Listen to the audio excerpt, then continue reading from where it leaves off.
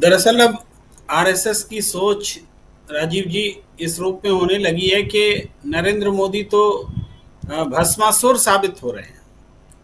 जो Narendra Modi magic create करते थे और बीजेपी को बहुत बड़ी पार्टी, बहुत मजबूत सरकार और बहुत कंफर्टेबल पोजीशन में पहुंचाने वाले चमत्कारिक नेता के रूप में अपने आप को स्थापित कर रहे थे, उन नरेंद्र मोदी जी ने अपने आप को अचानक आम लोगों से ऊपर कर लिया, नॉन बायोलॉजिकल बना लिया और अपने आप को देवता की तरह महसूस करने लगे।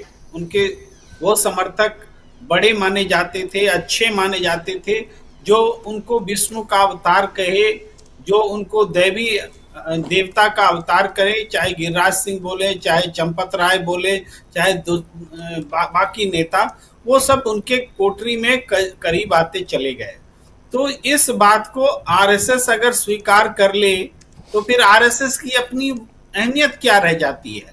आरएसएस जो कार्यकर्ताओं को तैयार करता है, जो वैचारिक रूप से धरातल तैयार करने का दावा करता है, जिसका दावा है कि राजनीति बीजेपी उनका पॉलिटिकल फ्रंट है, इस तरह से उसको देखता है, तो उस आरएसएस को नरेंद्र मोदी जी का ये व्यवहार, जो कि अपने आप को सबसे ऊपर बताना, देवता के समकक्ष रखना, ये कुछ पसंद नहीं आ रहा था।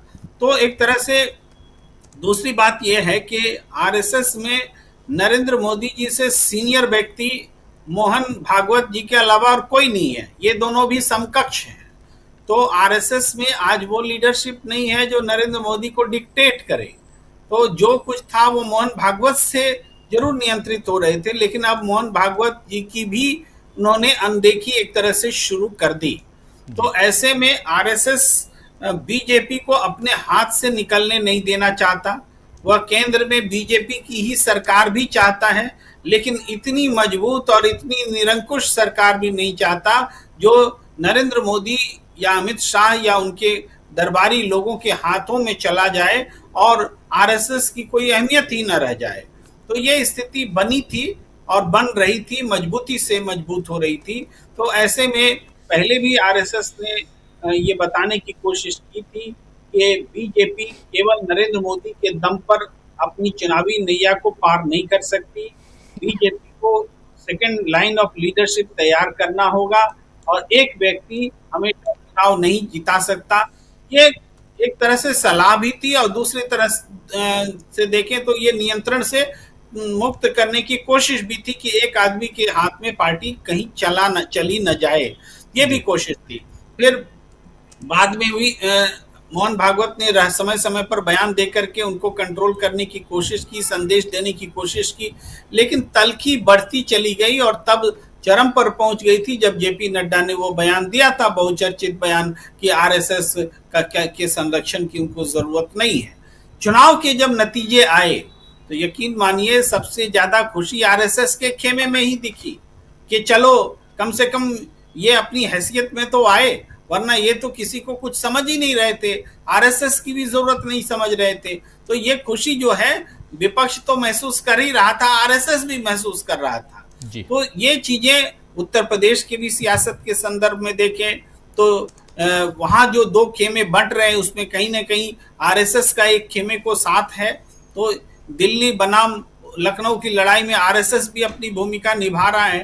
तो ये मोहन भागवत ने वास्तव में नरेंद्र मोदी पर एक बहुत बड़ा हमला बोला है और इस हमले से उन्होंने मोदी खेमे में बेचैनी पैदा कर दी है। और वो कुनबा, वो सोच, वो लोग जिनकी बातें दबी रह जाती थी, जो बोल नहीं पाते थे, पार्टी के भीतर, एनडीए के भीतर, सरकार में, संगठन में, हर तरह से देखा जाए तो उनको अब एक ठौर मिल रहा है जहां से कि वो अपने आप को अपनी आवाज भी बुलंद कर सकते हैं, असंतोष भी रख सकते हैं।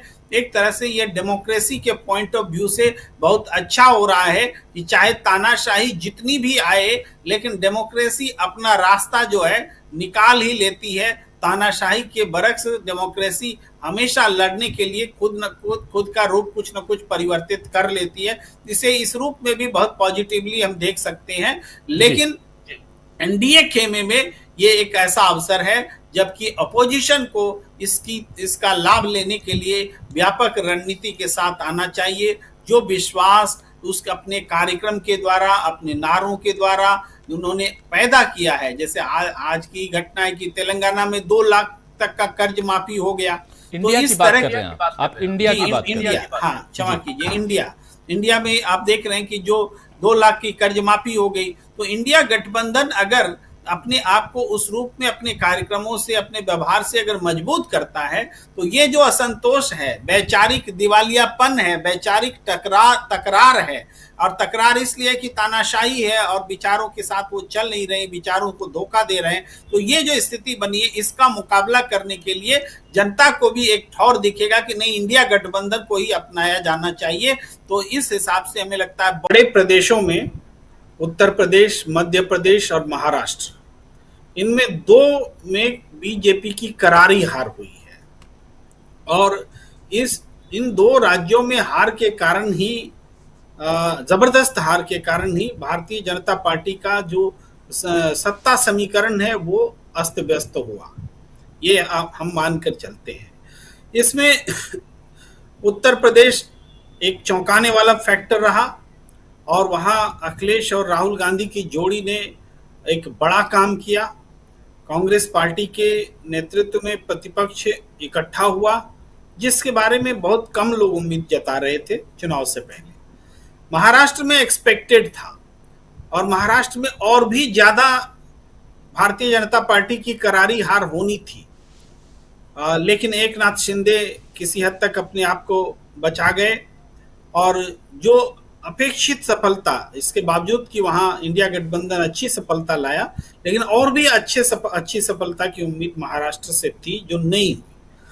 तो उसके कारणों में जाएं तो वो अब धीरे धीरे विधानसभा चुनाव के बरक्स में वो इकट्ठा होता दिख रहा है कि महाराष्ट्र में उद्धव ठाकरे सबसे बड़ा चेहरा है पूरे प्रदेश में। अक्रॉस द पार्टी आज की तारीख में सबसे बड़ा, सबसे आकर्षक चेहरा उद्धव ठाकरे है। वो उनको शहीद के तर्ज पर लोग देख रहे हैं, उनकी सरकार शहीद कर दी गई, सब उनकी पार्टी उनसे छीन ली गई। बाला साहब ठाकरे के नाम पर लोगों ने जिस तरीके से एकनाथ शिंदे ने दावा किया, इन सब चीजों को जनता ने पसंद नहीं किया। और जिस तरीके से स्वामी अभिमुक्तेश्वरानंद ने बताया कि उद्धव ठाकरे के साथ विश्वासघात हुआ, तो ऐसा नहीं कि स्वामी अभिमुक्तेश्वरानंद राजनीति नहीं समझते, उनको खूब राजनीति की समझ है। और मुझे लगता है जितने भी धर्माचार्य हैं उसमें सबसे ज्यादा राजनीति की समझ इनको ही है। और इन्होंने भी जो बातें कही उससे पता चलता है कि उद्धव ठाकरे के लिए जनता की जो भावना है उसको एक तरह से जुबान दे रहे हैं। वहां अब जो शरद पवार की पार्टी वो भी टूटी, और सबसे जो मंथन हो रहा है उसमें मंथन हो रहा है बीजेपी का ऑर्गेनाइजर हो या मराठी अखबार स्थानीय हो, इन दोनों ने जो जिस तरीके से कहा है कि अजित पवार की पार्टी के कारण बीजेपी हार गई, तो ये बात भी बहुत चौंकाने वाली है कि भाई अजित पवार के कारण बीजेपी हार गई। तो अजित पवार को किसने कारण बनाया? किसने कहा था अजित पवार को आप बीजेपी में लीजिए?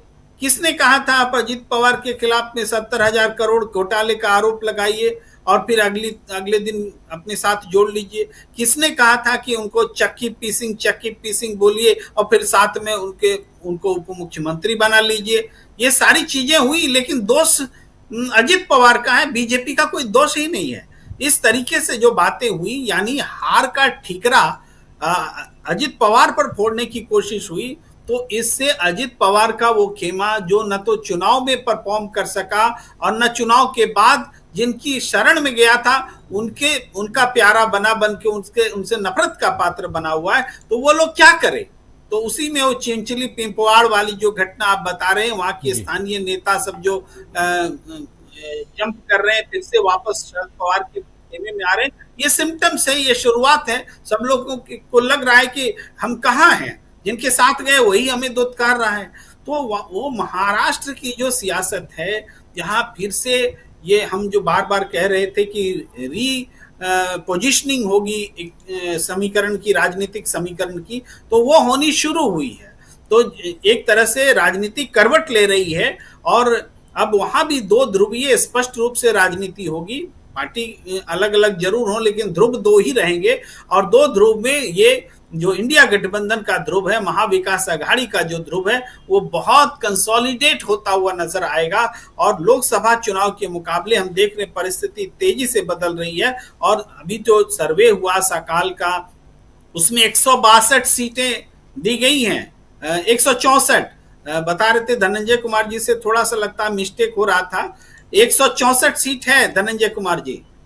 जी जी बोलिए। 154 जो है वो महाविकास आघाड़ी का है। 10 सीट जो दूसरे छोटे छोटे दल है उसको मिला करके, जो इनके साथ नहीं है। तो 164 आप सही है, लेकिन वो महाविकास आघाड़ी की मैं बात कर रहा था, जिनको 154 सीटों की बात हुई है। जी तो मैं दो ध्रुवीय राजनीति देख रहा हूं, उसमें 164 हाँ, तो उस हिसाब बीजेपी से के खिलाफ है। 121 सीटें दी गई है महायुति को। 121 सीटें महायुति को है, तो बाकी सीटें उनके पास है। बिल्कुल सही। जी, तो निश्चित रूप से आप समझिए, ये और भी मतलब अभी चुनाव बहुत दूर है, चुनाव प्रचार होगा, तो ये एक तरफा 200 की ओर या 200 पार की ओर जाएगा इंडिया गठबंधन के फेवर में। राजनीति इस तरीके से पोलराइज हो रही है, क्योंकि एक तरफ सही है, एक तरफ गलत है। तो गलत कमजोर हो रहा है और सही मजबूत हो रहा है। ये महाराष्ट्र से संदेश निकलने वाला है। हरियाणा में भी ऐसी ही राजनीति आपको देखने को मिलेगी और झारखंड में भी ऐसी ही राजनीति मिलेगी।